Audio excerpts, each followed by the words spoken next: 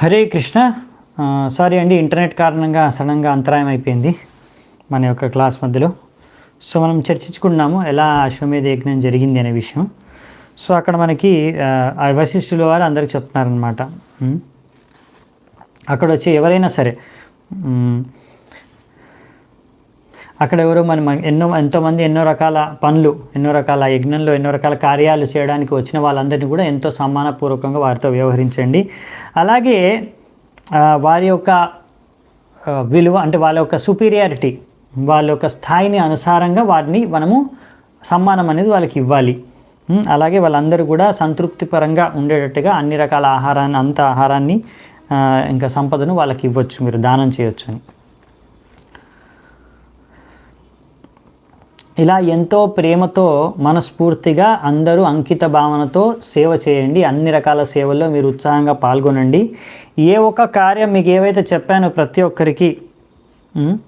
ప్రతి ఒక్కరికి ఏ కార్యాలు అయితే చెప్పాను, ఇప్పుడు ఒక్కొక్కరికి అక్కడ అన్ని రకరకాల కార్మికులు చెప్పాం కదా, రకరకాల మనుషులకి రకరకాల కార్యాలు అప్పచెప్తున్నారు ఇక్కడ వశిష్ఠుల మునివారు. సో ఆయన ప్రతి ఒక్కరు చెప్తున్నారు అనమాట, మీరందరూ కూడా మీ ఏ కార్యాలు అయితే మీకు అప్పచెప్పామో మీరు తప్పకుండా ఒక్కటి కూడా వదలకుండా అన్ని పనులు చేయండి వెంటనే అనేసి పంపించేశారన్నమాట. అంటే చూడండి, ఇక్కడ మనకు వశిష్ఠుల వారు చెప్తున్నారన్నమాట, అందరినీ ఎంతో ప్రేమపూర్వకంగా వ్యవహరించండి, అందరితో పాటు అందరినీ సమ్మానించండి, అందరినీ గౌరవించండి. అన్ని వర్ణాలు అన్ని వర్గాల ప్రజల్ని, అన్ని రకాల వాళ్ళందరినీ వాళ్ళ స్థాయి అనుసారంగా అందరినీ మీరు సమ్మానం అనేది చేయాలి. ఏదో బ్రాహ్మణుల్ని లేకపోతే ఒక క్షత్రియుల్ని మాత్రమే మీరు గౌరవించండి, శూద్రుల్ని గౌరవించే అవసరం లేదు, వాళ్ళకి ఏం సదుపాయాలు చేసే అవసరం లేదు, అలా చెప్పట్లేదు. సో మన శాస్త్రాల్లో చూస్తాము అన్ని వర్ణాలు అన్ని వర్గాల ప్రజలకి సమ్మానం అనేది ఇవ్వాలి అని. వారి యొక్క స్థాయిని బట్టి, రాజు యొక్క ఉన్న స్థాయిని బట్టి రాజుకి ఇచ్చే విధంగా ఆయనకు సమ్మానం అనేది చేస్తాము. బ్రాహ్మణుల విధంగా సమ్మానిస్తాము. అలా అన్ని వర్గాల ప్రజలకి అందరినీ సమ్మానం, హానర్, రెస్పెక్ట్, ఆదరణ అనేది అందరితో ఆదరణపూర్వకంగా వ్యవహారం అనేది చేయాలన్నమాట. ఎవరిని చిన్న చూపు చూడడం, అవమానపూర్వకంగా తక్కువ చేసి చూడడం, మాట్లాడడం అనేది మన సంస్కారంలో లేదన్నమాట, వైదిక సంస్కారంలో. అది ఇక్కడ రాశారు.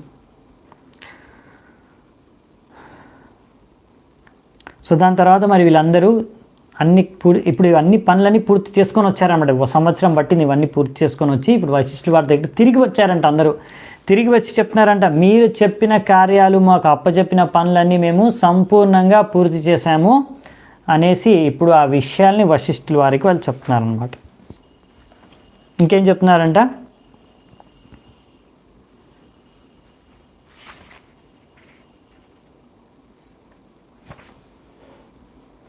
ఇప్పుడు ఇలా తర్వాత వాళ్ళు అన్నారు కదా వశిష్ఠుల దగ్గరికి, సో అన్ని ఏర్పాట్లన్నీ పూర్తయిపోయాయి, మీరు ఏ ఏర్పాట్లు చేయమని చెప్పారో అన్ని ఏర్పాట్లు పూర్తయిపోయాయని ఎప్పుడైతే చెప్పారో, అంటే చూడండి ఇక్కడ ఇప్పుడు వేల మంది పాల్గొనబోతున్నారు, అవునా?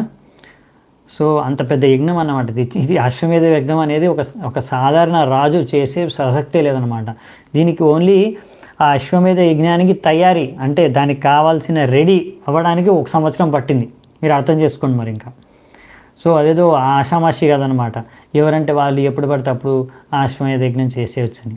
చాలా ఈజీ కాదనమాట అది. ఇందులో ఎంతో శ్రమ, తపస్య, కష్టము, సమయము, అంతా దాంతోపాటు ధనము అన్నీ వెచ్చించాల్సి వస్తుందన్నమాట.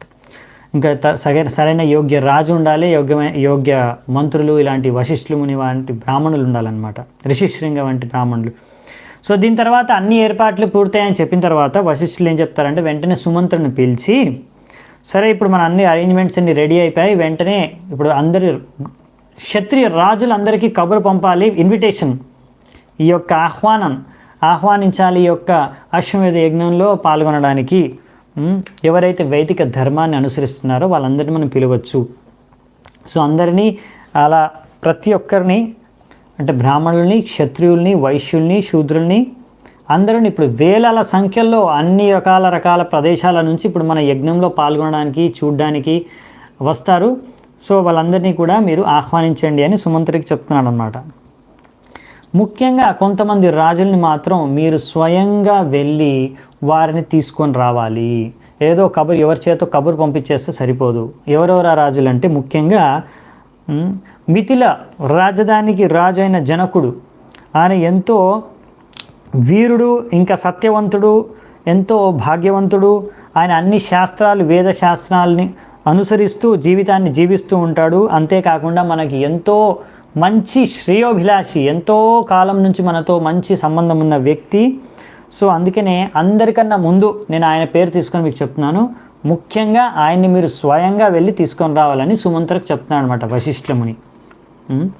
ఎవరినో దూతలను పంపించకూడదు, కబురు పెట్టేసి మీరు స్వయంగా వెళ్ళి తీసుకొని రావండి అనేసి సుమంత్రకు ఆదేశిస్తున్నాడు. అలాగే నువ్వు పర్సనల్గా స్వయంగా వెళ్ళి కాశీరాజుని, ఎందుకంటే ఆయన కూడా ఎంతో చక్కగా మనతో ఎంతో స్నేహపూర్వకంగా వ్యవహరిస్తాడు. ఇంకా మన రాజుకు అంత సమానమైన అర్హుడు ఆ రాజు కూడా, ఎంతో గొప్ప రాజు. అందుకనే ఆయనను కూడా నువ్వు స్వయంగా తీసుకొని రావాలి, కాశీరాజుని. అలాగే ఇంకెవరిని స్వయంగా తీసుకురమ్మంటున్నారంటే కేకేయ ప్రదేశానికి రాజు. ఆయన రాజే కాదు, మన రాజుకి ఆయన మామయ్య, అవునా, ఫాదర్ ఇన్ లా. సో ఆయన కూడా ఎంతో ధార్మిక రాజు, ధర్మాన్ని అనుసరిస్తున్న రాజు కనుక ఆయనను కూడా నువ్వు స్వయంగా తీసుకురావాలి. అలాగే ఇంకొక రాజు గురించి కూడా ఇక్కడ చెప్పారు. అంగ రాజ్యానికి రాజు అయిన రోంపాద్ మహారాజు. ఆయన కూడా ఎంతో గౌరవనీయులైన వ్యక్తి. ఆయన కూడా ఎంతో ప్రఖ్యాతి చెందిన రాజు, మన దశరథ మహారాజు వలె. సో ఆయనను కూడా నువ్వు ఎంతో ఆదరపూర్వకంగా తీసుకొని రా అనేసి కూడా సుమంత్రకు చెప్తున్నాడంట. అలాగే ఇంకా ఎవరిని చెప్తున్నాడంటే ఈ కోశల బ్రింగ్ భానుమాన్. కోశల ప్రదేశానికి ఒక రాజు భానుమాన్. అలాగే ప్రాప్తిజ్ఞ, మగధ రాజధానికి రాజు అయిన ప్రాప్తిజ్ఞ. ఎందుకంటే ఆయన ఎంతో మంచి వీరుడు, ఇంకా శాస్త్రాలని పాటిస్తున్నాడు, ఇంకా ఎంతో లిబరల్, అంటే ఆయన కూడా ఎంతో ఆదరణీయమైన వ్యక్తి. అలాగే వీళ్ళందరినీ కూడా నువ్వు వీళ్ళందరికీ కూడా నువ్వు ఆహ్వానించు, మన యొక్క అశ్వమేధ యజ్ఞానికి ఆహ్వానాన్ని పంపించు అని, ఇన్విటేషన్ పంపించు అని. అలాగే అక్కడ మన ఇది అక్కడ నుంచి అంటే అయోధ్య నుంచి వెస్ట్ అంటే మనము తూర్పు, పడమర, ఉత్తరం, దక్షిణం కదా, పడమర వైపు, వెస్ట్ పడమర వైపు ఉన్న రాజధాని అంటే రాజ్యాల యొక్క రాజుల్ని కూడా వారికి కూడా నువ్వు దూతల ద్వారా సందేశాన్ని పంపించు మన అశ్వమేధ యజ్ఞానికి. సింధు ప్రదేశానికి, సౌవీర రాష్ట్రానికి, సౌరాష్ట్రకి, అక్కడ ఉన్న రాజ్యాలకు కూడా నువ్వు ఆహ్వానాన్ని పంపు. అలాగే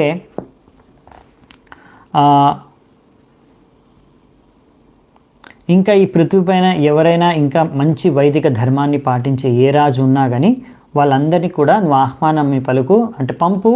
రాజుల్ని, వాళ్ళ యొక్క సేవకులు, చుట్టాలు, వాళ్ళందరినీ, బంధువులందరినీ తీసుకొని రమ్మని చెప్పేసి ఈ యొక్క మన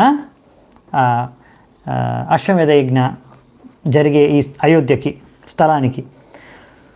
సో వెంటనే ఈ యొక్క ఆజ్ఞను విన్న సుమంతరుడు తగిన వ్యక్తులందరికీ ఆదేశం ఇచ్చి ప్రతి రాజ్యంలో రాజులకు అందరికీ ఆహ్వాన పత్రిక, ఇన్విటేషన్ అని కబుర్ని పంపించేశాడనమాట సరైన దూతలతో. కొన్ని చోట్ల ఎక్కడైతే ఆయన స్వయంగా వెళ్ళాలో అక్కడ ఆయన స్వయంగా వెళ్ళడం కూడా జరిగిందనమాట. అలాగా ఎంతో త్వరగా సుమంత్ర ఆయన ఒక విశేషత ఏంటంటే ఆయన ఎంతో ధార్మికంగా ధర్మాన్ని నెరవేరుస్తూనే ఎంతో ఫాస్ట్గా. సుమంత్ర అంటే ఆయన ఇంకోటి ఏంటంటే చాలా ఫాస్ట్గా చేయగలడు అనమాట, పనులు టకటక చేసేస్తాడనమాట. సో ఆయన ఎవరెవరినైతే ఆయన స్వయంగా తీసుకురమ్మని చెప్పాడో ఆయన స్వయంగా వెళ్ళి తీసుకొస్తున్నాడంట. సో ఇలా మరి దాని తర్వాత అక్కడ ఉన్న కార్మికులందరూ కూడా అవన్నీ పూర్తి చేసేసారు కదా, మరి వశిష్ఠులకు చెప్పేశారన్నమాట, మేము లేబర్స్ ఎవరైతే ఆ నిర్మాణం చేయాలో ఆ యొక్క వేదికను అది నిర్మించేసాము ఆ యొక్క వేదికను ఎక్కడైతే ఈ యొక్క యజ్ఞ జరగబోతుందో. సో ఇది విన్న తర్వాత అక్కడ వశిష్ఠులు ఇంకా మిగతా వాళ్ళందరూ ఎవరైతే యజ్ఞం చేయబోతున్నారో బ్రాహ్మణులందరూ ఎంతో ఆనందపడ్డారనమాట, అన్ని ఏర్పాట్లు జరిగిపోయాయనేసి.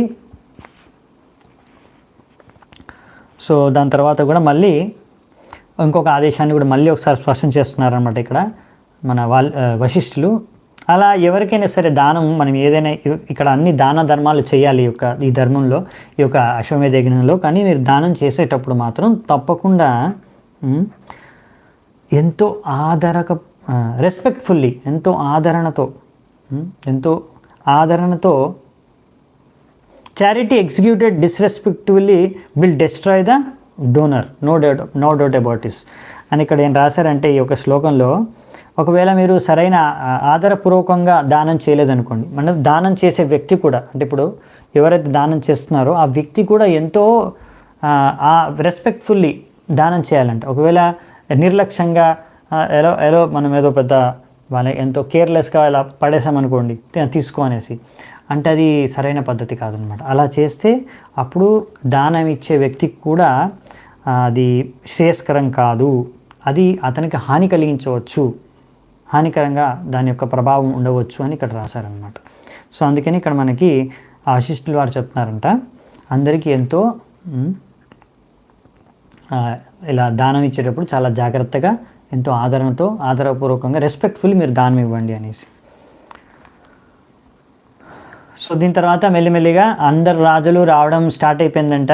దూర ప్రదేశాల నుంచి ఎన్నో మంచి బహుమతులు దశరథ మహారాజు కోసం తీసుకొని, ఎన్నో రకరకాల వజ్రాలు, విలువైన వస్తువులు అంత దూరం వాళ్ళ రాజ్యాల నుంచి తీసుకొని అక్కడ అందరికీ రావడం, ఆ యజ్ఞ మంటపం దగ్గర వాళ్ళ కోసం ఎన్నో ఏర్పాట్లు చేస్తారు కదా, అవన్నీ ఏర్పాట్లు స్వీకరిస్తూ అక్కడ నివసించడం కూడా స్టార్ట్ అయిపోయిందంట. సో ఇలా జరిగిన తర్వాత ఇప్పుడు ఇది అంతా జరగడానికి 1 year అయిపోయింది, 1 సంవత్సరం అయిపోయింది. సో వశిష్ఠుల వారి యొక్క ఏర్పాట్లు జరిగిపోవడం, రాజులందరూ వచ్చేస్తున్నారు, ఎవరెవరికైతే ఆహ్వానం ఇచ్చారో వాళ్ళందరూ రావడం, ఆ యొక్క యజ్ఞ మండపంలో అందరూ ఇంకా సెటిల్ అయిపోతున్నారు, కూర్చుంటున్నారు అక్కడ, వాళ్ళ స్థానాల్లో నివసించడం స్టార్ట్ అయిపోయారు. దాని తర్వాత ఈ వశిష్ఠులు ఇవన్నీ చూసిన తర్వాత ఇప్పుడు మళ్ళీ రాజు దగ్గరికి వెళ్ళి, దశరథ మహారాజు దగ్గరికి వెళ్ళి చెప్తున్నారనమాట, మీరు ఇచ్చిన ఆజ్ఞ ప్రకారం అన్ని ఏర్పాట్లు పూర్తయ్యాయి, అందరికీ ఆహ్వానం పలికాము, అందరూ ఆ ఆహ్వానాన్ని స్వీకరించి ఎన్నో రాజులు, ఎంతోమంది ప్రజలు, ఎంతో రకరకాల చోట్లు, రకరకాల దేశాల నుంచి వాళ్ళందరూ వచ్చేసి మన యొక్క యజ్ఞంలో పాల్గొంటున్నారు అని. చూసారా, చాలా ప్రదేశాల పేర్లు కూడా ఇక్కడ ఇచ్చారు.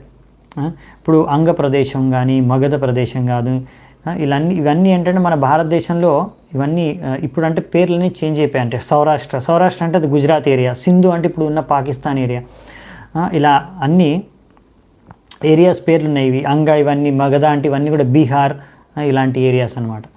సో ఇక్కడ ఉన్న అన్ని ఏరియాస్ రాజులందరినీ పిలిచారు, ఇంకా మిగతా చోట్ల కూడా పిలిచారు, అందరి పేర్లు రాయలేదు ఇంకా. అంటే అప్పుడులో కూడా ఇవన్నీ ఇక్కడ అన్ని ప్రదేశాలు ఉన్నాయన్నమాట, రాజులు ఉన్నారు, వేరే రాజులు. సో ఇంకేం చెప్తున్నారంటే వశిష్ఠులు ఇక్కడ దశరథ మహారాజుకి ఏం చెప్తున్నారంటే, ఆ విధంగా నేను అందరి రాజులకి సరైన ఏర్పాట్లు చేశాను, వాళ్ళందరూ చేరుకున్నారు. సో ఇంకా మనకి అక్కడ అన్ని ఏర్పాట్లు కూడా ఎలాగైతే మీరు చెప్పారో అలా అన్ని ఏర్పాట్లు అన్నీ కూడా అన్నీ జరిగిపోయాయి, కన్స్ట్రక్షన్ అంతా జరిగిపోయింది, ఇంకా కావాల్సిన సామాగ్రి అంతా కూడా సమకూర్చారు, అంతా ఏం కావాలో అన్నీ తెచ్చేసుకున్నారు. ఎంత ఫాస్ట్గా అంటే ఇప్పుడు మనకు అక్కడ వేదికని ఎంత ఫాస్ట్గా నిర్మించేశారు మన కార్మికులు అంటే, మనస్సుతో నిర్మిస్తే ఒక మనిషి ఎంత వేగంగా నిర్మించవచ్చో అంత వేగంగా అన్ని ఏర్పాట్లన్నీ పూర్తయిపోయాయని ఇక్కడ మనకి వశిష్ఠులు చెప్తున్నారనమాట. ఎవరికి? దశరథ మహారాజుకి. సో దాని తర్వాత వశిష్ఠులు మరియు ఋషిశృంగ యొక్క ఆదేశం ప్రకారం ఇప్పుడు దశరథ మహారాజు ఆ వేదికకు వెళ్ళి అనుష్ఠానం ఆరంభించబోతున్నారు. ఒక మంచి శుభముహూర్తం, ఒక మంచి నక్షత్రం, ఒక ఆస్పీషియస్, ఒక మంచి నక్షత్రం సమయంలో చూసుకొని ఆ సమయంలో ప్రవేశించారంట యజ్ఞ మండపంలోకి. సో ఆ నక్షత్రం అంటే మంచి రోజు, మంచి నక్షత్రం అంటే సోమవారం, బుధవారం మంచి రోజులంట ఇలాంటి ఈ యజ్ఞాన్ని చేయడానికి. సో అలాగే ఈ ఋషిశృంగను ముఖ్యమైన ప్రీస్ట్గా, బ్రహ్మ ప్రీస్ట్ అనమాట, మెయిన్ ప్రీస్ట్గా నియమించారు. అలాగే రోహిణి నక్షత్రం అనేది ఎంతో ఆస్పీషియస్ నక్షత్రం అని చెప్పారు, మంచి నక్షత్రం. ఆ సమయంలో చూసుకుని ఆ నక్షత్రం ఉన్న సమయంలో మన ఈ యొక్క ఎవరంటే రాజు దశరథ మహారాజు. సో దాని తర్వాత ఇంకా ఏం జరిగిందంటే ఇక్కడ రాశారు. సో వాళ్ళందరూ అంటే దశరథ మహారాజు అందరూ బ్రాహ్మణులను తీసుకొని ముందుగా అందరికన్నా ముందు వశిష్ఠులు, ఇంకా ముందు అక్కడ ఋషిశృంగను ముందుంచుకొని ప్రవేశించారంట. ఆ యొక్క ఎక్కడైతే యజ్ఞ మంటపం ఉందో దాని దగ్గరికి వెళ్ళారు, అందులో ప్రవేశించారని చెప్పారు. అలాగే రాజుతో పాటు రాణులు కూడా ఆ యొక్క యజ్ఞంలో పాల్గొనడానికి వెళ్ళారనమాట. అది ఎందుకంటే రాణి కూడా రాజుతో పాటు పాల్గొంటుందన్నమాట యజ్ఞంలో. సో ఇప్పుడు యజ్ఞం జరగబోతుంది. ఓకే, అన్ని ఏర్పాట్లు అయిపోయాయి. ఇప్పుడు నెక్స్ట్ యజ్ఞం ఎలా జరుగుతుందనే విషయాన్ని లాస్ట్ అధ్యాయంలో ఇచ్చారు, ఇది చూసుకుందామంట మనం. సో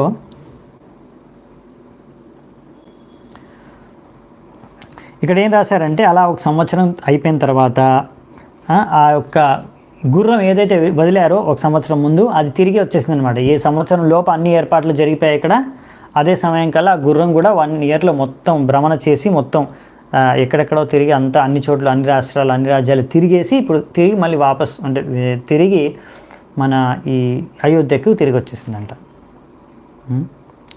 ఎక్కడైతే సరయుకి ఉత్తర ఒడ్డున వాళ్ళు ఉత్తరం వైపు ఈ యొక్క ఏర్పాట్లన్నీ చేశారు అక్కడ. సో 4 రకాల ముఖ్యమైన ప్రీస్ట్స్ ఎవరైతే ఉంటారో, ఒకటి బ్రహ్మ ప్రీస్ట్, అది రిషిశృంగ, ఇంకోటి అధ్వర్యు ప్రీస్ట్ అని ఆయన వచ్చేసి మన వశిష్ఠులు, ఇంకా హోత, ఇంకా ఉగాత, వీళ్ళందరూ కూడా ఈ 4 రకాల ప్రీస్ట్స్ ఈ యొక్క స్థలానికి ఎక్కడైతే ఈ గుర్రాన్ని ఉంచుతారో ఆ యొక్క స్థలానికి వీళ్ళు తీసుకొని వచ్చారంట. ఆ గుర్రాన్ని రథకార, ఎక్కడైతే దానికోసం ఒక క్యారేజ్ బిల్డర్ దాన్ని తయారు చేశారో అక్కడ తీసుకొచ్చారంట. దాని తర్వాత రిషిశృంగ యొక్క అధ్యక్షతలో the best of the wise born perform their duties. ఇంకా అందరూ బ్రాహ్మణులందరూ ఇంకా వారి యొక్క కార్యాలని మొదలు పెట్టారనమాట. ఆ యజ్ఞంలో చెప్పాను కదా 4 రకాల ప్రీస్ట్స్ ఉంటారు. ఆ ప్రీస్ట్ని మనం యజ్ఞంలో చేసేవారిని మనం ఎగ్జాక్ట్లీ ఏమంటామో తెలియదు తెలుగులో, కానీ పర్వాలేదు, మీరు ఋత్విజులు. ఓకే, సో ప్రీస్ అని ఇప్పుడు చెప్పుకుందాం, మీరు అర్థం చేసుకోండి. సో వాళ్ళందరూ కూడా వాళ్ళ కార్యాలు ఏవైతే చేయాలో, ఎవరు మంత్రాలు చదవాలో మంత్రాలు చదవడం, అలా ఎవరు ఏ కార్యాలు చేయాలో యజ్ఞంలో అందరూ చేయడం స్టార్ట్ చేశారంట. దాని తర్వాత వీళ్ళందరూ కూడా కల్పసూత్ర మీమాంస సూత్రాలు అంటే వేదశాస్త్రాల అనుసారంగా ఏ మంత్రాలు జపించాలో ఏ కార్యాలు చేయాలో దాని ప్రకారంగానే సిస్టమేటిక్గా అశ్వమేధ యజ్ఞం అనేది స్టార్ట్ చేశారనమాట. సో ముందు ప్రవర్గ్య అనే ఒక అనుష్ఠానం అంటే రిచువల్స్ అని ఇచ్చారు తెలుగు, సరే ఇక్కడ ఇంగ్లీష్లో, మరి రిచువల్ అంటే అనుష్ఠానం అని నేను చెప్తున్నాను తెలుగులో. సో అలా ఎన్నో రకాల అనుష్ఠానాలు చేస్తున్నారనమాట. సో ముందు ప్రవర్గ్య అనే రిచువల్ని చేశారు.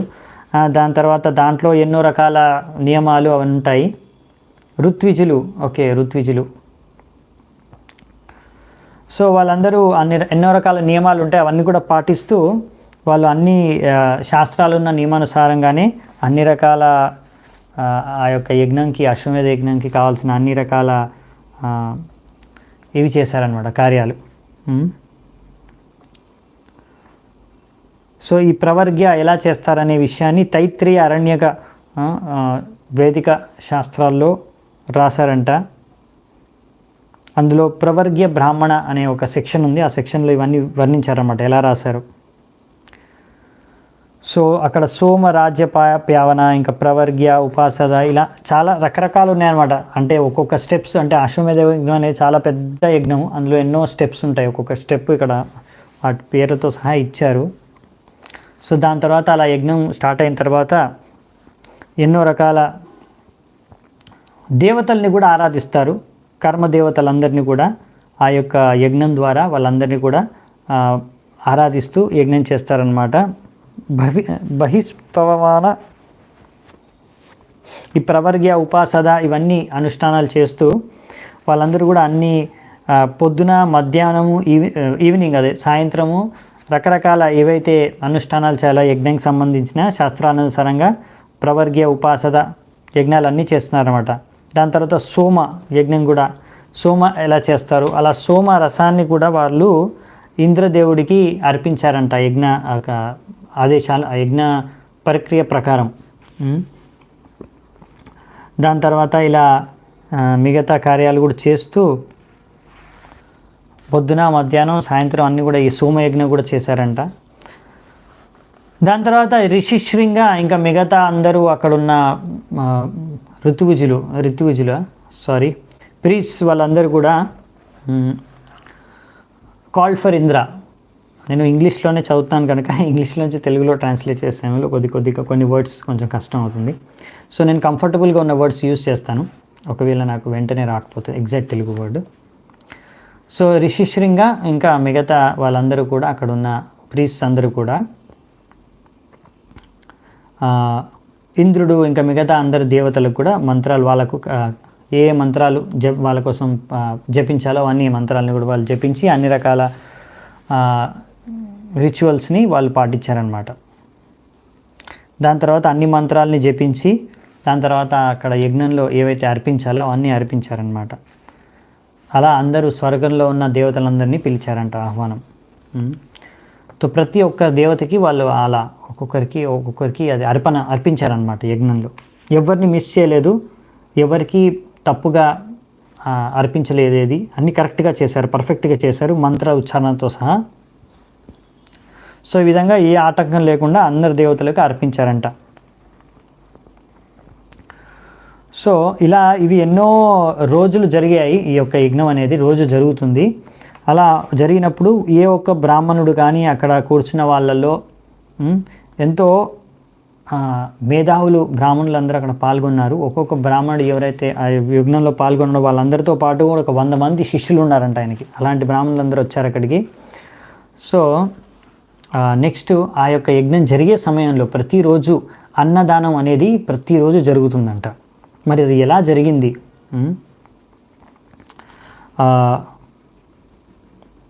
సో ఇక్కడ ఏం రాశారు, the prosperity of distribution of grains అన్నదాన్ on that occasion is next described in 8 verses. వచ్చే 8 శ్లోకాల్లో దాటి గురించే ఉందన్నమాట అన్నదానం ఎలా జరిగింది. Even though when soma is procured the food offered in sacrifice, yajna is not meant to be conceived still by the impact of Vasishtha all it was not faulty. Okay, so అప్పుడు ఇక్కడ ఏం చెప్తున్నారంటే అక్కడ ఉన్న బ్రాహ్మణులు వాళ్ళందరూ కూడా అక్కడ ఉన్న వ్యక్తులు కూడా పొగుడుతున్నారనమాట. ఇలా ఎంత బాగా అన్నదానం ఇంకా అన్ని కార్యక్రమాలు జరుగుతున్నాయని. అంటే ఎంత బాగా అన్నదానం జరుగుతుందా అక్కడ ఉన్న బ్రాహ్మణులు, క్షత్రియులు, వైశ్యులు, శూద్రులు, సాధువులు, వైరాగులు ప్రతి ఒక్కరూ అందరికీ మంచి ఆహారాన్ని ప్రతిరోజు సర్వ్ చేస్తున్నారు. వాళ్ళందరూ కూడా మంచి ఆహారాన్ని తీసుకుంటున్నారు. అలాగే అక్కడున్న వృద్ధులు, ఇంకా ఏ డిజీజ్డ్ అంటే ఏవో రోగాలు ఉన్న వాళ్ళు కూడా, అలాగే స్త్రీలు, పిల్లలు, వీళ్ళందరూ కూడా వాళ్ళకి ఎంత కావాలో ఎంత అవసరం ఎంత వాళ్ళకు తగినంతగా వాళ్ళు ఆహారాన్ని స్వీకరిస్తూ ఇంకా కావాలని అడుగుతున్నారంట, ఇంకా తీసుకుంటున్నారంట. ఎంతో హ్యాపీగా ఎంతో ఆనందంగా వాళ్ళు ఆహారాన్ని తీసుకుంటున్నారంట. అలాగే ఇంకా వీళ్ళు దశరథ మహారాజు వైపు నుంచి కూడా వాళ్ళందరూ కూడా ఎంత ఆహారం కావాలంటే అంత ఎంతో ఉదార స్వభావంతో ఎంతో ప్రేమపూర్వకంగా వాళ్ళందరికీ వడ్డిస్తున్నారంట. సో అలా ఈ యొక్క ఆహారము పెద్ద పెద్ద పర్వతాల అంత పెద్ద పెద్ద సైజులో ఆహారాన్ని తయారు చేశారంట. అంటే ఆహారాన్ని కుక్ చేశారు, వండారు. అన్ని రకాల ఆహారాలు అంటే 4 రకాల ఆహారాలు ఉంటాయన్నమాట. ఒకటి తినేది, నమిలేది, అంటే చప్పరించేది, మింగేది, ఇలా అన్ని రకరకాల 4 రకాల ఆహారాలని వాళ్ళ పదార్థాలని రకరకాల వ్యంజనాలని వాళ్ళు చేశారు. ప్రతిరోజు ఇలా రోజు వంట జరుగుతుంది. పెద్ద ఎత్తులో ఎన్నో వంటకాలు తయారు చేసి అందరికీ వాళ్ళు అవి పంచుతున్నారనమాట ఆహారాన్ని. సో అక్కడ ఎన్నో దేశాల నుంచి ఎంతోమంది ఆడవారు, మగవారు ఎన్నో దేశాల నుంచి, విదేశాల నుంచి వచ్చారనమాట ఈ యొక్క యజ్ఞాన్ని చూడడానికి. ఎందుకంటే సాధారణమే యజ్ఞ కాదు కదా, ప్రతి ఒక్క రాజు చేసేది కూడా కాదు, చాలా రేర్ అనమాట. ఎంతో పెద్ద రాజుల్లో కూడా గొప్ప రాజుల్లో ఎవరు చేసిన వాళ్ళ పేర్లు ఇక్కడ మనకు శాస్త్రాల్లో వచ్చేస్తాయి అన్నమాట. సో అలా వాళ్ళందరూ కూడా ఎంతో ఈ యొక్క ఆహారం మరియు పానీయాల ద్వారా, నీటి ద్వారా, ఇవన్నీ అరేంజ్మెంట్స్ ద్వారా వాళ్ళు ఎంతో సంతృప్తి చెందారంట. అక్కడ ఉన్న వచ్చిన వాళ్ళందరూ కూడా, యజ్ఞంలో పాల్గొన్న ప్రతి ఒక్కరు. సో ఆహారం కూడా ఎంతో టేస్టీగా చేశారంట. ఎందుకంటే ఇంకా వాళ్ళందరి ఆహారం ఎంతో బాగుంది అనేసి మెచ్చుకొని బ్రాహ్మణులందరూ కూడా దశరథ మహారాజుకి ఎంతో మంచి స్వస్తి వచనాలు, ఇంకా మంచి ఆస్పీషియస్నెస్, వాళ్ళందరికీ ఇంకా బాగా జరగాలని ఆశీర్వాద వచనాలు చేశారంట దశరథ మహారాజుకి. చాలా మంచి రఘుకులంలో ఉన్న మంచి రాజు అని చాలామంది పొగిడారంట. అలా బ్రాహ్మణుల యొక్క పొగడ్తలు వినాలంట రాజు. సో అది చాలా మంచిదన్నమాట రాజుకి. అది కూడా ఒక మంచి ఒక చిహ్నం అనమాట. అలా బ్రాహ్మణులు పొగిడితే రాజుని, అది మంచిదన్నమాట రాజుకి. అలా శాస్త్రానుసారంగా వాళ్ళ బ్రాహ్మణుల యొక్క పొగడ్తను విని ఆయన కూడా ఎంతో సంతోషించాడంట. అన్ని బ్రాహ్మణులందరికీ మంచి మంచి అందరి ప్రజలందరికీ వచ్చిన వాళ్ళ అతిథులందరికీ కూడా గెస్ట్స్ అతిథులకి అందరికీ కూడా మంచి సదుపాయం, మంచి తినడానికి, తాగడానికి, ఉండడానికి అన్ని వస్తువులు బాగున్నాయని. సో ఇలా మన యజ్ఞం జరిగేటప్పుడు కూడా, ఈ సోమయజ్ఞం జరిగేటప్పుడు కూడా అప్పుడు ఇది ఇలా కొన్ని సంభాషణలు జరుగుతుంటాయంట. అలా యజ్ఞం మధ్యలో కూడా బ్రేక్స్, అంటే యజ్ఞం తర్వాత కొంచెం సమయం గ్యాప్ ఉంటుంది, మళ్ళీ ఇంకో యజ్ఞం చేసే కన్నా ముందు, ఇంకో రిచువల్ చేసే కన్నా ముందు.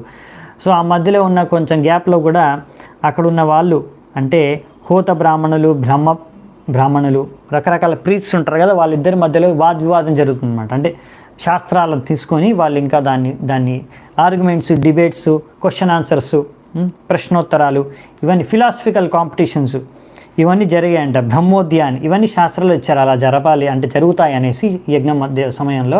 సో అలా జరుగుతాయి అన్నమాట, సంభాషణలు జరుగుతున్నాయి అన్నమాట. సో ఇలా ప్రతిరోజు ఈ విధంగా అన్ని శాస్త్రానుసారంగా యజ్ఞం అనేది జరుగుతూ వస్తుందన్నమాట ప్రతిరోజు. సో ఇక్కడ పాల్గొనే బ్రాహ్మణులు ఎవరైతే యజ్ఞంలో వాళ్ళందరూ ఆ వేదాల్లో 6 అంగాల్ని కూడా అన్నీ సరిగ్గా తెలిసిన వాళ్ళు, ఆ జ్ఞానమంతా, అన్ని వ్రతాలు, ఎన్నో వ్రతాలు చేసిన వారు, ఇంకా ఎంతో ఎక్స్పర్ట్ అనమాట ఈ యజ్ఞాలు చేయడంలో, ఈ బ్రాహ్మణ కార్యక్రమాల్లో కూడా, ఇంకా ఈ డిబేట్లో కూడా.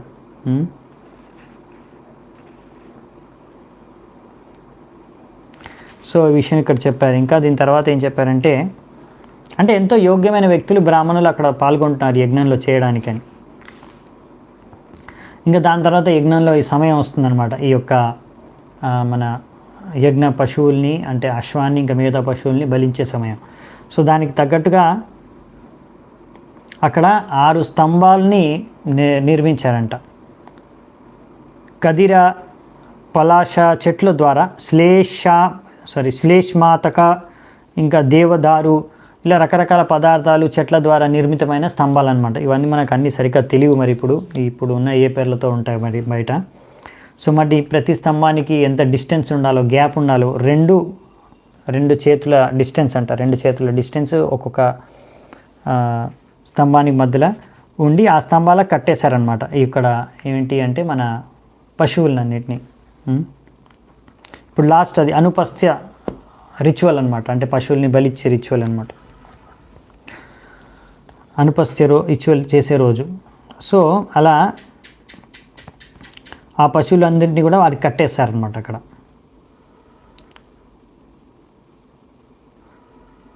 సో ఇంకా వాళ్ళందరికీ కూడా మంచిగా, అంటే అన్ని పశువులకు కూడా మంచి డెకరేషన్ చేశారనమాట, బంగారంతో కూడా డెకరేషన్ చేశారంట. మొత్తం 21 అలా స్తంభాలని 21 క్యూబిట్స్ టాల్, అంటే కొలతలు ఇచ్చారనమాట అలాగా.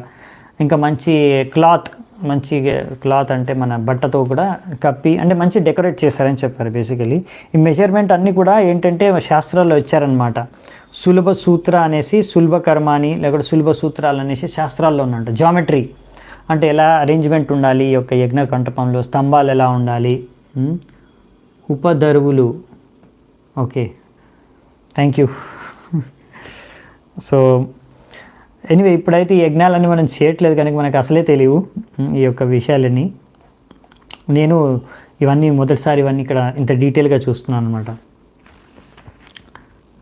దాని తర్వాత ఇంకా ఒక స్తంభాన్ని కూడా 8 ఎడ్జెస్ కోణాలు ఉంటాయి కదా, 8 కోణాలు ఉంటాయంట స్తంభంకి. ఇంకా అవన్నీ ఎంత బాగా డెకరేట్ చేశారంటే మెరుస్తున్నాయని. సో దానికి ఆయిల్ కూడా పూసారంట.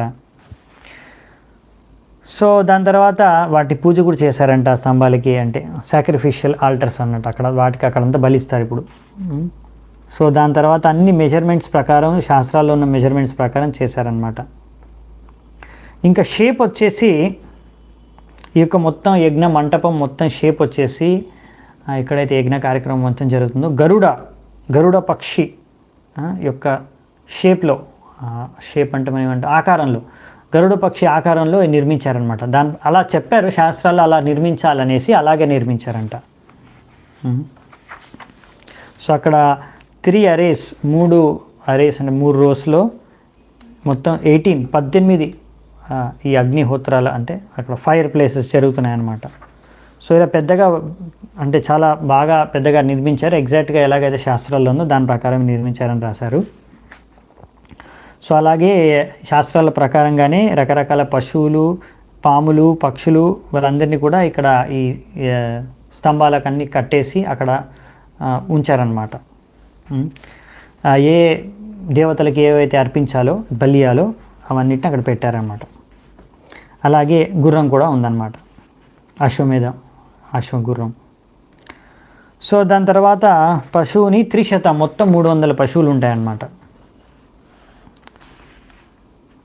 మన అశ్వతో కలుపుకొని, గుర్రంతో కలుపుకొని. సో మరి ఇన్ని పశువులు ఎందుకు బలిస్తున్నారు అంటే, చూడండి ఇక్కడ మనకి భగవద్గీతలో కూడా చెప్పారు, మన ప్రభుపాల్ వారు కూడా ఇక్కడ రామాయణంలో కూడా చెప్తున్నారు. ముఖ్యంగా ఏంటంటే ఈ యజ్ఞం జరగడం ద్వారా అందరికీ మేలు జరుగుతుంది. ఎలాగైతే మనం చూసామో ఇక్కడ మన దశరథ మహారాజుకి ఆయనకు ఎన్నో పాపాలు ఏవైతే ఉన్నాయో అన్నీ తొలగిపోతాయి. పాపాలు తొలగిపోవడమే కాకుండా ఎన్నో రకాల ఆస్పీషియస్నెస్, ఎంతో సమృద్ధి అనేది సమకూరుతుందన్నమాట. ఎన్నో రకాల లాభాలు వస్తాయి. అలాగే అక్కడ ఇప్పుడు అంతమంది చేరుకున్నారు. వాళ్ళందరికీ కూడా ఇప్పుడు మనం చూడబోతాం, ఎన్నో అశ్వమేధ యజ్ఞంలో ఎంతో దాన ధర్మాలు చేస్తారనమాట బ్రాహ్మణులకి, ఇంకా అక్కడ వచ్చిన వాళ్ళందరికీ. సో వాళ్ళందరికీ కూడా లాభమే.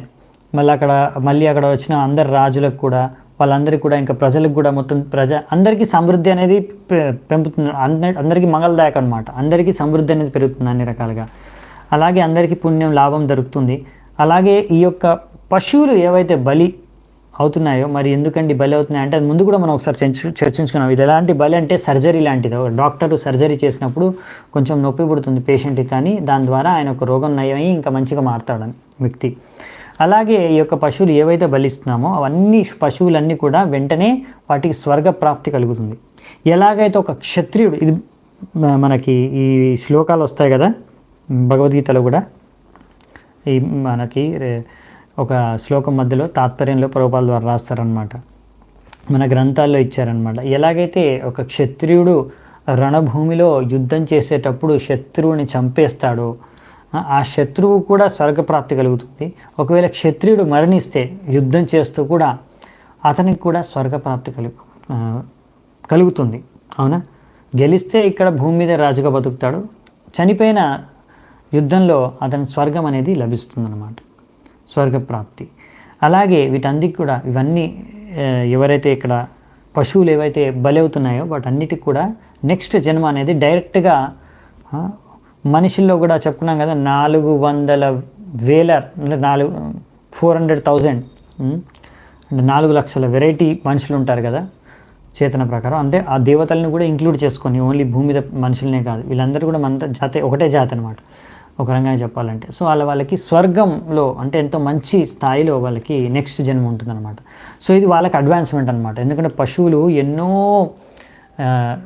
మొత్తం 84 lakh స్పీషీస్, అవునా, 84 లక్షల శరీరాలు మారుతూ అప్పుడు తర్వాత లాస్ట్కి మనకి మనిషి శరీరం అనేది లభిస్తుంది పశువులకి, అంటే ఆత్మకి. సో అటువంటి లాంటి పశువు శరీరం నుంచి డైరెక్ట్గా మనిషి శరీరం అంటే స్వర్గవాసం, అది కూడా అందులో మంచి శరీరం లభిస్తుందంటే అది అన్ని పశువులకి అది మేలే జరుగుతుంది కనుక ఇందులో వాటికి ఏమీ నష్టం లేదు. ఇవన్నీ వాటికి అందరికీ మంచి, పశువులన్నిటి కూడా చాలా మంచిది. అందుకే బలి ఇచ్చే పశువుని కూడా, ఈ అశ్వాన్ని కూడా అంటే చాలా పర్టికులర్ అశ్వాన్ని సెలెక్ట్ చేసుకుంటారు, చాలా యోగ్యత ఉండాలి యానిమల్స్ కూడా. సో అందుకని ఇక్కడ మనకి శాస్త్రాల్లో చాలా డీటెయిల్స్ ఇచ్చారనమాట, ఇవన్నీ డీటెయిల్స్ ఇచ్చారు. కాబట్టి ఇది ఎవ్వరికీ అమంగళం, అశుభం సమకూర్చదు అనమాట, అందరికీ శుభాన్ని సమకూరుస్తుంది అనమాట. సో దాని తర్వాత అక్కడ అశ్వాన్ని అందరినీ అక్కడ పశువులను అలా బలిచ్చినప్పుడు, అక్కడ తర్వాత ఎక్కడైతే అశ్వాన్ని ఏదైతే బలిచ్చారో దాని తర్వాత అక్కడ కౌశల్య రాణి, అంటే అనుష్ఠానంలో ఒక యజ్ఞంలో ఒక రిచువల్ అనమాట. మనం రిచువల్ని ఏమంటాం మర్చిపోయాను తెలుగులో. రిచువల్ అంటే అది ఒక కార్యం, ఆ శాస్త్రాల ప్రకారం చేసే కార్యం, ఒక కార్యం ప్రకారం, రిచువల్ ప్రకారం అక్కడ 3 గోల్డెన్ నీడిల్స్తో మార్క్ చేస్తుంది అనమాట. డెడ్ హార్స్ బాడీని మార్క్ చేస్తే దాని ఐ డోంట్ నో ఎగ్జాక్ట్లీ, అది ఒక దాన్ని ఏమంటారంటే, దాని ద్వారా ఆమె ఇంకా ఎంతో ఆనందాన్ని, పరామ్య మూఢ, ఎంతో ఆనందాన్ని ఆమె వ్యక్తపరిచింది. అంటే సక్సెస్ఫుల్గా యజ్ఞం జరిగింది అనేసి, ఎందుకంటే దాని ద్వారా అందరికీ లాభం జరిగిపోతుంది అనేసి. దాని తర్వాత ఇప్పుడు ఫైనల్ కంక్లూజన్ అవుతుంది అన్నమాట యజ్ఞంలో. సో ఆమె ఇంకా ధర్మాన్ని నెరవేర్చిస్తూ కౌశల్య అలా 3 పిన్స్తో ఏదో మార్క్ చేస్తుందంట శరీరం ఒక ఏమంటాం హార్స్ గుర్రం యొక్క శరీరానికి. దాని తర్వాత desiring the perfection of our religiosity with a very peaceful mind Kausalya resided near the dead horse for that night. So ఆ రోజు రాత్రంతా కూడా ఆ యొక్క డెడ్ హార్స్ మృతి చెందిన గుర్రంతో అక్కడే రాత్రంతా నివసించిందంట కౌశల్య. దాని ప్రకారంగా అది ధర్మానుసారంగా ఆమె ఇంకా దాన్ని బాగా ధర్మాన్ని పాటించాలనేసి. సో దాని తర్వాత అక్కడ అందరూ కూడా ఈ యొక్క ఇప్పుడు ఇంకా అక్కడ ఇవి రిచువల్ ఉన్నాయన్నమాట సింబాలికల్గా. బ్రహ్మ, హోత, అధ్వర్యు, ఉగాత వీళ్ళందరికీ కూడా రాజు అన్ని రకాల రాణుల్ని కూడా దానం ఇస్తున్నట్టుగా సింబాలికల్గా చెప్తారన్నమాట. అంటే మంత్రాలు చదువుతారు, అవన్నీ రిచువల్ చేస్తారు. దాని తర్వాత ఏదైతే ఒక గుర్రానికి శరీరానికి ఒక కట్టేసిన ఒక రోప్ ఉంటుంది కదా, రీడ్ రోప్ అని ఇచ్చారు ఇక్కడ, అది తాడు ఉంటుంది కదా, ఆ తాడుని కూడా ఈ అధ్వర్యు ఎవరైతే ప్రీస్ట్ ఉన్నారో అంటే వశిష్ఠులు, అధ్వర్యు ప్రీస్టు ఎంతో కాన్సన్ట్రేటెడ్ మైండ్తో స్కిల్డ్ వేగా దాన్ని ఆ యజ్ఞంలో మంటల్లో దాన్ని ఉడకబెడతారంట. మామూలుగా అయితే ఇంకా వేరే దాంట్లో వేరేలా చేస్తారు, మనకు అది అవసరం లేదు, కానీ ఇక్కడ చూద్దామంట అశ్వమేధ యజ్ఞంలో ఏం చేస్తున్నారు. దాని తర్వాత దీన్ని వాప అంటే ఒక్కొక్క స్టేజెస్ ఉన్నాయన్నమాట. ఈ యొక్క అశ్వమేధ యజ్ఞంలో చెప్పాం కదా ఎన్నో రకాల స్టేజెస్, అందులో రకరకాల ప్రతి రిచువల్కి ఎన్నో పేర్లు ఉన్నాయి. అసలు ఆ పేర్లు అన్నీ ఫస్ట్ టైం నేను కూడా చదువుతున్నాను. వాప హోమ అంటారంట. సో ఆ వాప హోమలో అది దాన్ని వాప అంటారనమాట. అది కాలి దాని నుంచి స్మెల్ వస్తుంది. ఆ స్మెల్ని దశరథ మహారాజు ఆ వాసన పీల్చుకుంటే, ఆ వాసన పీల్చుకొని శాస్త్రాల ప్రకారం ఏంటంటే అలా ఆ యొక్క వాప అంటే అదే థ్రెడ్ని అది కాలి దాంట్లోంచి వచ్చే స్మెల్ సరైన సమయంలో శాస్త్రానుసారంగా వాసన పీల్చుకుంటే ఎంతో మంచి స్మెల్ వస్తుందంట. ఆ యొక్క స్మెల్ని పీల్చుకుంటే దాని ద్వారా దశరథ మహారాజుకు ఉన్న పాపాలన్నీ తొలగిపోతాయంట. సో ఈ యొక్క వాప హోమ జరిగిందనమాట. దాని తర్వాత ఇంకా ఉంది, దాంట్లో అంగహోమ జరుగుతుంది. అంగహోమ అంటే ఇప్పుడు 16 మంది బ్రాహ్మణికల్ సాక్రిఫిషియల్ ప్రీస్ట్స్ ఎవరైతే అక్కడ యజ్ఞం చేస్తున్నారో ప్రీస్ట్స్ అందరూ ఈ యొక్క హార్స్ బాడీ, ఈ యొక్క అశ్వం యొక్క బాడీని 16 పార్ట్స్ చేసి మంత్రాలతో దాని ప్రకారంగా ఒక అగ్నిలో వేస్తారంట. 16 పార్ట్స్గా చేసి 16 అంగాలు. అందుకే దీన్ని అంగహోమ అంటారు. ఇది జస్ట్ వాపహోమ తర్వాత అంగహోమ చేస్తారంట.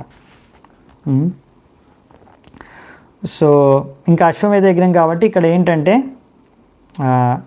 ఇది ఈ 2 రకాలు చేస్తారని చెప్పారు. వేరే యజ్ఞాలు కొద్దిగా వేరియేషన్స్ ఉంటాయంట. ప్రతి ఒక్క యజ్ఞంలో ఒక్కొక్క రకమైన వేరియేషన్స్ ఉంటాయి, కానీ ఇక్కడ అదే చెప్తున్నారన్నమాట. ఇక్కడ దీని ప్రకారం అశ్వమేధ యజ్ఞం ప్రకారం చేశారు. కల్పసూత్ర, బ్రాహ్మణ, శృతి మంత్రాలు, వేదాల్లో శృతి మంత్రాలు బ్రాహ్మణ, కల్పసూత్రాలు బ్రాహ్మణ పోర్షన్లో, బ్రాహ్మణ, అరణ్యకాల వేరే వేరే పోర్షన్స్ ఉంటాయి వేదాల్లో, అందులో కల్పసూత్ర బ్రాహ్మణ పోర్షన్లో ఉందంట. సో ఇప్పుడు లాస్ట్ పార్ట్ అనమాట. ఇంకో 3 రోజులు అసలు మెయిన్ ఇప్పుడు ఫైనల్ కంక్లూజన్ అశ్వమేధ యజ్ఞం చేసేది 3 రోజులు చేస్తారంట. ఆ రోజు అందులో చేసే యజ్ఞాల పేర్లు ఏంటంటే చతుష్టోమ మొదటి రోజు చేస్తారు, ఇంకో రోజు ఉక్త, ఇంకా ఫైనల్ రోజు వచ్చేసి అతిరాత్ర. ఈ 3 చేస్తారంట. ఈ చతుష్టోమ అని అగ్నిష్టోమ సాక్రిఫైస్ అగ్నంగాడ కూడా అంటారంట. ఆ రోజు ఏంటంటే అందులో చతుష్టోమ అని అగ్నిష్టోమ అని చతుష్టోమ అని కూడా ఎందుకు అంటారంటే చతు అంటే 4 రకాల మంత్రాలను ఉచ్చరిస్తారంట. 4 hymns to be recited. మొదటి మంత్ర 4 మంత్రాలని ఉచ్చరిస్తారు. మొదటి మంత్రం 3 సార్లు, రెండవ మంత్రం 15 సార్లు, అలా మూడవ మంత్రం 17 సార్లు, ఇంకో మంత్రం లాస్ట్ మంత్రం వచ్చేసి 21 సారి ఉచ్చరిస్తారంట. ఇంకా రెండవ రోజు ఉక్త అంటే అక్కడ 21 మంత్రాలు యుక్త మంత్రాలను ఉచ్చరిస్తారంట దానికి. దాని తర్వాత ఇది జ్యోతిష్టోమ సాక్రిఫైస్ అంట. దాని తర్వాత లాస్ట్కి సర్వష్టోమ సాక్రిఫైస్ చేస్తారు లాస్ట్ రోజు. ఇలా రకరకాల పేర్లు రకరకాల సాక్రిఫైస్ రిచువల్స్ ఉన్నాయన్నమాట. ఇలా ఇంకా దాంతోపాటు ఇప్పుడు ఆల్మోస్ట్ ఇది అయిపోయింది అనమాట, కంక్లూడ్ అయిపోయింది అశ్వమేధ యజ్ఞం రిచువల్ అనేది, యజ్ఞ అనుష్ఠానం అనేది. సో దాని తర్వాత ఇంకా ఎన్నో రకరకాల చిన్న చిన్న యజ్ఞాలు కూడా దాంతోపాటు చేస్తే బాగుంటుందని శాస్త్రాల్లో చెప్పారంట. దాని ప్రకారంగానే మరి జ్యోతిష్టోమ, ఆయుష్టోమ, 2 అతిరత్ర, ఇంకో ఎక్స్ట్రా సాక్రిఫైస్, అభిజిత్, విశ్వజిత్, ఆప్త్రోర్యామ, ఇలా రకరకాల శాస్త్రాల్లో ఏవైతే చెప్పారో 6 రకాల ఇంకా చిన్న చిన్న యజ్ఞాలని కూడా చేయాలనేసి, మంచిది ఉచితం అనేసి అవన్నీ చేశారంట దశరథ మహారాజు. దాని ప్రకారంగా అన్నీ చేయించాడంట మంచిదనేసి శాస్త్రాల ప్రకారంగా.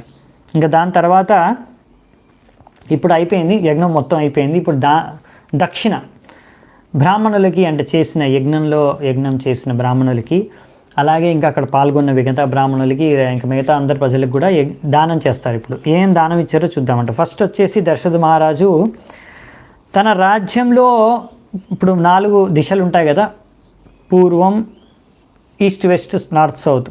పూర్వం, పడమర, ఉత్తరం, దక్షిణం. సో పూర్వ భాగం వచ్చేసి అందులో ఉన్న రాజ్యాన్ని, అంటే స్థలాన్ని హోత బ్రాహ్మణుడికి దక్షిణగా ఇచ్చేశారు, ఎవరైతే హోత ప్రీస్టో. మళ్ళీ వెస్టర్న్ పోర్షన్ అంటే పడమర కదా, వెస్ట్ అంటే పడమర పోర్షన్ అధ్వర్యు ప్రీస్ట్కి దక్షిణగా ఇచ్చేశాడు. దక్షిణ భాగాన్ని రాజ్యంలో స్థలాన్ని బ్రాహ్మణ ప్రీస్ట్కి, బ్రహ్మ ప్రీస్ట్కి దక్షిణగా ఇచ్చేశాడు. ఇంకొకటి ఉన్నారు కదా ఉద్గాత ప్రీస్ట్కి, ఆయనకి అదే ఇంకొకటి ఉత్తరం దిక్కు ఉన్న రాజ్యాన్ని, స్థలాన్ని ఇచ్చేశారంట. అలా ఇవ్వాలి దక్షిణ అనేసి అశ్వమేధ యజ్ఞంలో ఇచ్చారనమాట. ఇలా బ్రహ్మదేవుడే మొట్టమొదటిసారి ఈ యొక్క అశ్వమేధ యజ్ఞాన్ని చేశారంట, బ్రహ్మదేవుడే. సో దాని తర్వాత మరి ఏం జరిగిందంటే, తద్వారా ఆయన మొత్తం రాజ్యాన్ని పనిచేశాడు. పృథ్వీ ఆయన రాజ్యం అయితే, ఒక రకంగా చెప్పాలంటే మొత్తం రాజ్యాన్ని పనిచేశారు శాస్త్రానుసారంగా. ఆయన ఎంతో ఆనందపడ్డాడంటే ఇలా మొత్తం దానం చేసేసిన తర్వాత దక్షిణగా. అప్పుడు వాళ్ళందరూ అక్కడ ఉన్న సాక్రిఫిషియల్ ప్రీస్ట్, అంటే ఆ యజ్ఞాన్ని చేసిన ఈ 4 రకాల ప్రీస్ట్స్ అందరూ కూడా రాజుతో అన్నారంట, ఇప్పుడు యజ్ఞం పూర్తయింది సంపూర్ణంగా, మీకు ఏ రకమైన కల్మషం కానీ, ఏ కంటామినేషన్ కానీ, పాపం కానీ అన్నీ తొలగిపోయాయి, ఇప్పుడు మీకు ఇంకేం లేవు. కాబట్టి ఇంకోటి ఏంటంటే, మీరు మా అందరికీ దానం ఇచ్చేస్తారు మీ రాజ్యం అంతా 4 వైపులా, కానీ దీన్ని సంరక్షించే సామర్థ్యము మీ ఒక్కరికే ఉంది, మీ ఒక్కరిది కర్తవ్యము ఈ యొక్క రాజ్యాన్ని అంతా సంరక్షించడం అనేది. మాకు ఈ రాజ్యంతో, ఈ స్థలంతో మాకేం పని లేదు, మేమేం చేసుకోలేము ఇంత రాజ్యాన్ని, ఎందుకంటే ఇది మాకు చేసే సామర్థ్యం కూడా లేదు. ఎందుకంటే మీరు ఈ యొక్క పృథ్వీని పాలించే రాజులు, క్షత్రియులు, మేము ఇక్కడ మంత్రులను, అంటే బ్రాహ్మణులమే. సో మాదేంటంటే ముఖ్యంగా మేము వేదశాస్త్రాలు చదువుకోవడంలో ఎప్పుడు నిమగ్నమై ఉంటాము, కాబట్టి ఈ యొక్క బాధ్యతను, ఈ యొక్క సంరక్షణ అనేది మా వల్ల కాదు. కనుక మాకు ఉపయోగపడేది, మాకు యోగ్యమయ్యేది, మాకు ఉపయోగపడేది ఏదో కొంచెం మీరు విలువైనది ఇవ్వండి. సో మాకు ఇంత పెద్ద ల్యాండ్ మొత్తం, రాజ్యం మొత్తం మాకు అవసరం లేదనేసి మొత్తం తిరిగి మళ్ళీ ఇచ్చేశారనమాట దశరథ మహారాజుకి. ఇంకా మాకేమిస్తే మాకు ఉపయోగపడుతుందంటే, ఏ వజ్రమో, బంగారమో, ఆవులో ఇలాంటివి ఇచ్చారనుకోండి, మీ దగ్గర ఏముంటే అవి వీటిలో, దాని ద్వారా మనకు దాన్ని ఏదో ఒక రకంగా ఉపయోగించుకోగలం మేము, కానీ మొత్తం ఇంత పెద్ద స్థలాన్ని, రాజ్యాన్ని మేము దాన్ని పాలించలేము అని చెప్తున్నాను అనమాట. సో దాని తర్వాత ఇలా చెప్పిన తర్వాత ఆ బ్రాహ్మణులు అందరూ, ఎవరైతే వేదశాస్త్రాల్లో ఎంతో ప్రవీణ్యం ఉన్న బ్రాహ్మణులందరికీ రాజు మొత్తం 1 మిలియన్, 1 మిలియన్ అంటే 10 లక్షలు, 1 మిలియన్ కౌస్, 10 లక్షల ఆవుల్ని దానంగా ఇచ్చారంట. అంతేకాకుండా దాంతోపాటు నెక్స్ట్ వచ్చేసి ఇక్కడ 100 మిలియన్, అంటే ఒక విధంగా చెప్పాలంటే 1 కోటి గోల్డ్ కాయిన్స్ని కూడా దక్షిణగా ఇచ్చారు. ఇంకా దానికి 4 సమానమైన సిల్వర్ కాయిన్స్ కూడా ఇచ్చారంట. మరి దాని తర్వాత వెండి నాణాలు కూడా ఇచ్చారంట. అలాగే ఇంత దానం ఇచ్చేసారు కదా అందరికీ. దాని తర్వాత అక్కడ ఉన్న అందరూ కూడా ఇప్పుడు ఋషిశృంగ ఇంకా వశిష్ఠులు కదా మెయిన్ ముఖ్యమైన ప్రీస్ట్స్, అక్కడ ఉన్న మిగతా వాళ్ళందరూ కూడా శాస్త్రానుసారంగా వాళ్ళకి ఇచ్చిన దానం అంతా కూడా వాళ్ళకి ఇచ్చేశారంట, ఋషిశృంగ వశిష్ఠులకి. మరియు వశిష్ఠులు వీరు కూడా ఏం చేశారంటే వచ్చిన దానం అంతా కూడా శాస్త్రాల అనుసారంగా విభజన చేసి ఎవరికి ఎంత ఇవ్వాలో ఎవరికి ఎంత రావాలో వాళ్ళందరికీ విభజన చేసి ఇచ్చేశారంట. సో వాళ్ళందరూ ఆనందంగా స్వీకరించారంట. మరి చూడండి ఇక్కడ మామూలుగా ఇవన్నీ కూడా ఉన్నాయన్నమాట. ఎవరికి ఎంత దానం వాళ్ళు డివైడ్ చేయాలనేది కూడా ఇచ్చారంట. ఈ డివిజన్ కూడా ఇక్కడ ఇచ్చారనమాట. మనకి ఇప్పుడు అంత అవసరం లేదు, ఎవరు ఎంత దానం తీసుకోవాలి ఎంత దక్షిణ అనేది బ్రాహ్మణుల్లో కూడా అది ఇచ్చారనమాట. సో దాని తర్వాత ఇక్కడ రాజు ఇంకా అక్కడ ఎంతోమంది బ్రాహ్మణులు ఆ యొక్క యజ్ఞాన్ని చూడడానికి వచ్చారు కదా, వాళ్ళందరికీ కూడా మొత్తం 10 మిలియన్లు అంటే ఆల్మోస్ట్ 1 కోటి గోల్డ్ కాయిన్స్ నుండి అక్కడికి వచ్చిన బ్రాహ్మణులందరికీ గిఫ్ట్గా ఇచ్చారంట, దానం ఇచ్చారనమాట.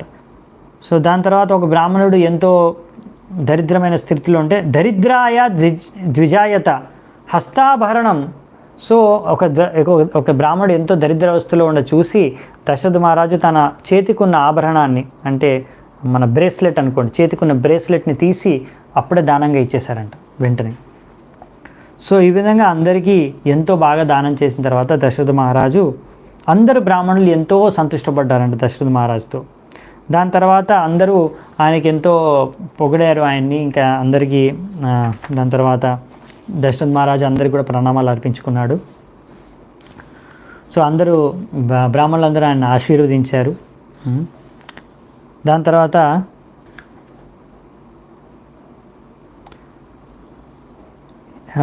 దీని తర్వాత ఈ విధంగా దశరథ మహారాజు మొత్తం యజ్ఞం అంతా పూర్తి చేసిన తర్వాత ఎంతో ఆనందాన్ని సంతృప్తిని మనస్సులో అనుభవించాడంట.